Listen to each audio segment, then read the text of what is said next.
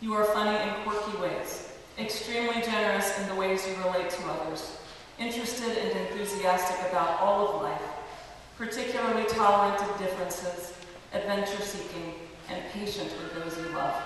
Sandy couldn't help but fall in love with you, eventually. Sandy, your family immigrated here in '74 just in time for you to be born.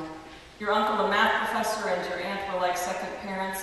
With a large extended family and a Korean restaurant run by your parents, you were blessed with closeness and time together. Your faith was centered in the Korean church here in Ann Arbor, and with your little sister Grace, your father and mother created a good life for you, loved you faithfully, and taught you how to grow. You cheered your father on in his quest to become a minister in the Baptist faith and celebrated his new life as a pastor.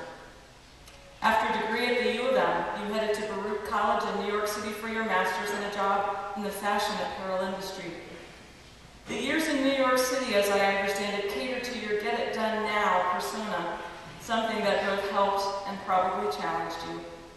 You've admitted that renewing a friendship with Scott at the reunion was fun, and he was cute. When he finally turned from friendship to romance, asking you out on a real date, you thought, why not? Nothing will come of it anyway. And yet, improbably, something did come of it, and you found yourself crisscrossing the country for this Caucasian with a big heart and no hair.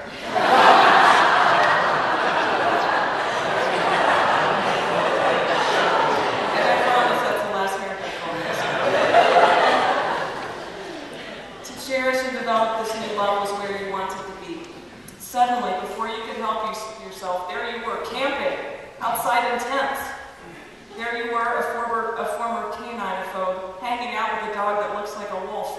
You found a whole new world that New York had not made available to you.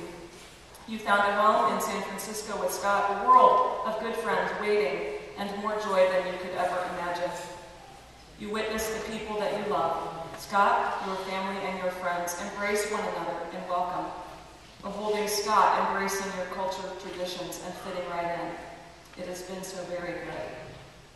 So you share a background already, you share a present, and now we look to the future, knowing not what it will exactly bring, but trusting that it can only get stronger and better than in these moments.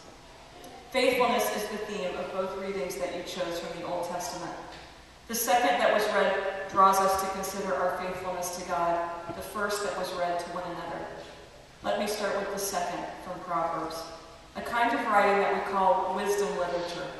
Solomon's wisdom is this: a good life begins in faithfulness to God.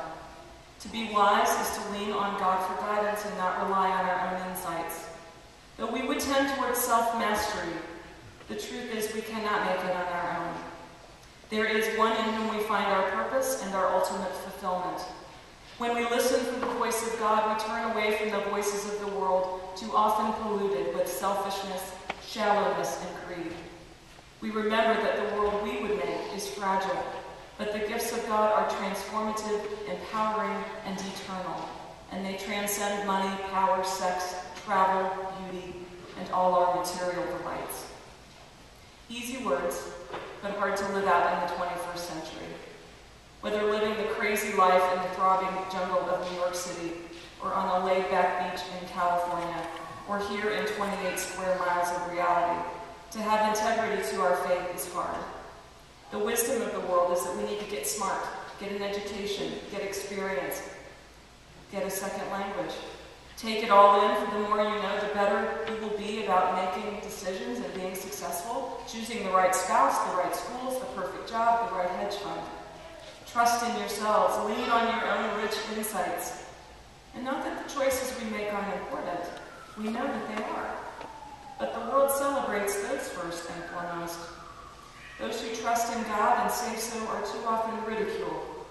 We're allowed to have faith, but only have it quietly. Anything else is uncool or disrespectful to people of other faiths, we're told.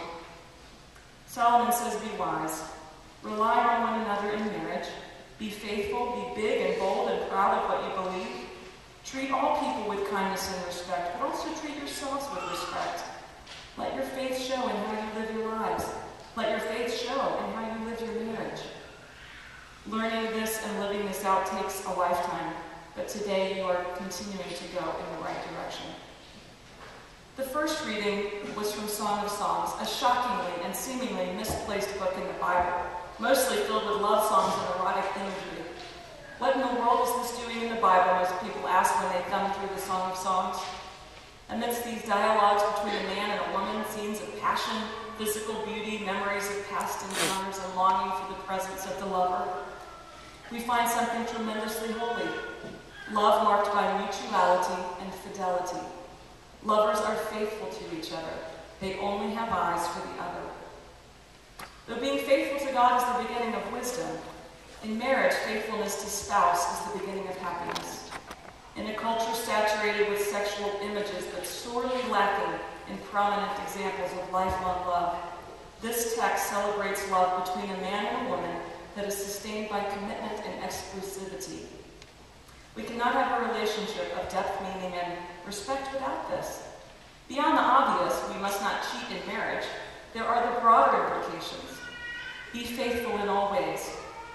Turning away from spouse and towards the demands of your job, tuning out your spouse and into your iPod, gazing not into your lover's eyes but to a computer screen, concentrating not on pursuing compromise with one another, but instead pursuing greater stock dividends, getting your ego needs met in fantasy football or on the golf course, seeking worth not in an ever-deepening marriage but in ever more impressive children, pouring yourself into fixing up your house, but neglecting the marriage that needs the real attention and upkeep, letting your dog slip in between you both figuratively and literally.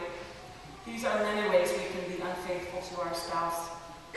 When anything else or anyone else other than our God and our spouse fulfill our deepest hungers for acceptance and companionship and worth, then we have lost our way. The words you chose from Proverbs are about how to respond to divine love. The words from Song of Songs are about responding to human love. But we know that these are not mutually exclusive. The way you love Sandy will well reflect God's love to us. The way you love Scott well will illumine those around you with a sense of the divine. May it be so that you are faithful to your God and faithful to one another, for that truly is the destiny to which you have been called from that very first breath at the Women's Hospital 35 years ago. Amen. I invite you forward now to give your vows to one another.